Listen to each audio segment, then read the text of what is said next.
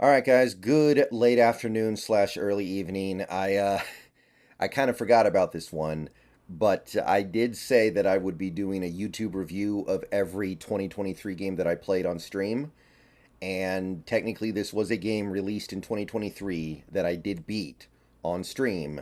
So I got to do a review, even though I think that the wind has gone out of the sails of this game a little bit because it was a shadow drop on April Fool's Day and everybody who's moderately interested in it has already probably beaten it because there's not much to the game.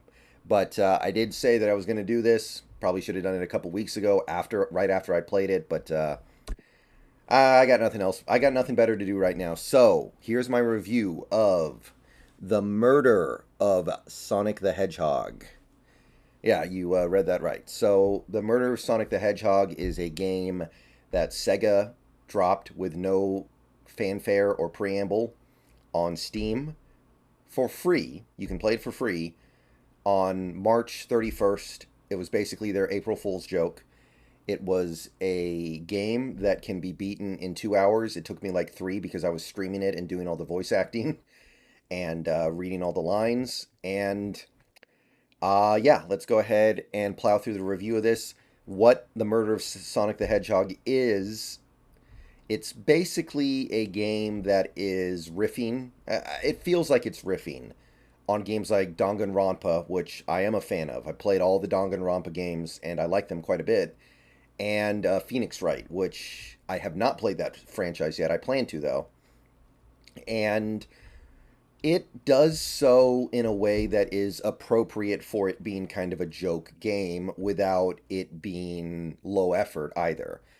The Murder of Sonic the Hedgehog is a visual novel where you are playing as a brand new employee of a luxury train car system, where basically you're in charge of helping run a passenger train. And Sonic the Hedgehog and his band of friends and I guess frenemies. I actually don't know that much about the Sonic the Hedgehog lore, but like his friends and the people who are kind of sort of his friends all go to your train and ride on it to celebrate Amy Rose's birthday and also go through a mock murder mystery. You know, one of those things where everybody gets a role and one of them is chosen to be the murderer and somebody gets murdered and everyone else has to solve it. Yeah, basically the characters of the Sonic the Hedgehog games are going to go through one of those role play scenarios and you're just there to help along.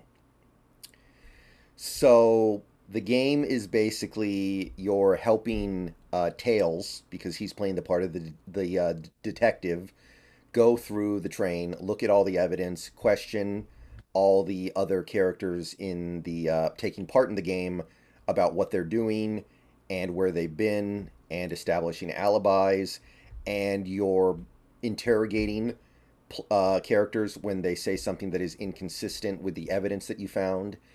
And by the end of the game, you figured out who committed the murder of Sonic the Hedgehog, because Sonic the Hedgehog is, of course, the victim of the murder. And there does end up being a little bit more to the game than that. There ends up being more to the game than just a murder role play. There is actually some element of danger that gets involved at some point. There is actually an element of um, something beyond just them playing around. But most of the game is done under the pretense of it all just being for fun, and they're celebrating Amy Rose's birthday. Now, the gameplay is basically you click on objects in the environment to examine them and discuss them, and then you click on people to talk to them. It's a classic visual novel in the style of, again, what I can compare this game to best would be Danganronpa. Now, it's much more basic than a Danganronpa trial. In Danganronpa, you have to really. It's actually really hard to figure out the way the cases go because they're so elaborate and complex that the trials themselves take 2-3 hours, sometimes even more, and the investigation also usually takes a couple hours.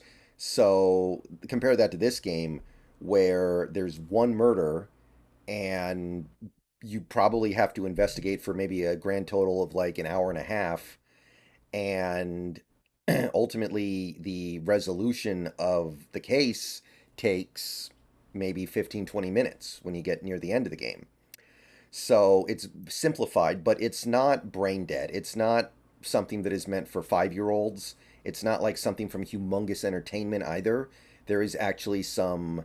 You have to remember what people said. You have to remember evidence that you picked up before. You have to cross-reference what people say, and what other people say.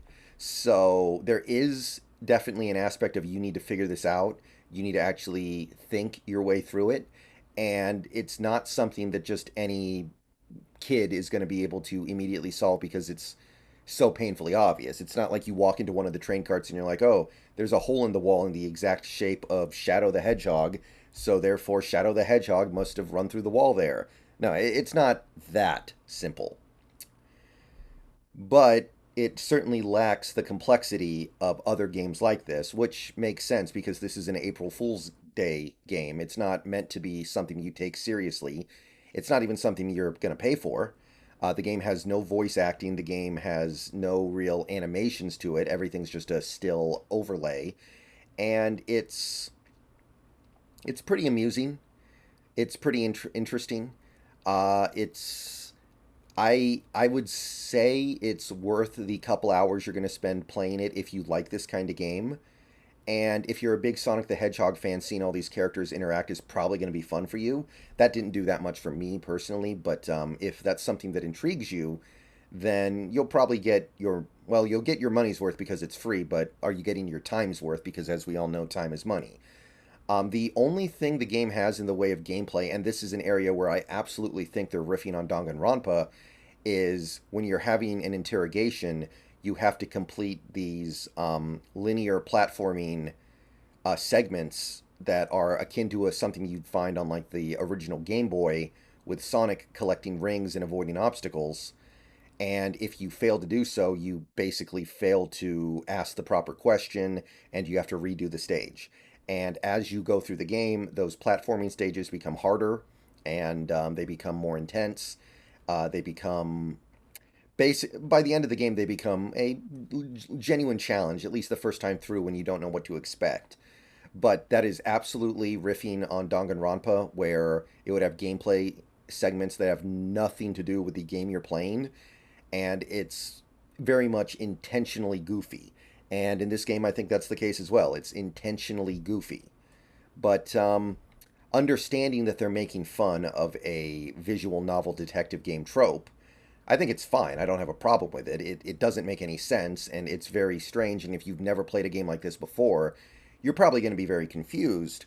But I think if you understand that there's a little bit of a joke going on there, where they're incorporating something completely bizarre, which obviously, if you played any Danganronpa game, you're going to know exactly where that comes from. You had like the SSX Tricky minigame in Danganronpa 2 when your character is meant to be trying to think through a logical progression of events.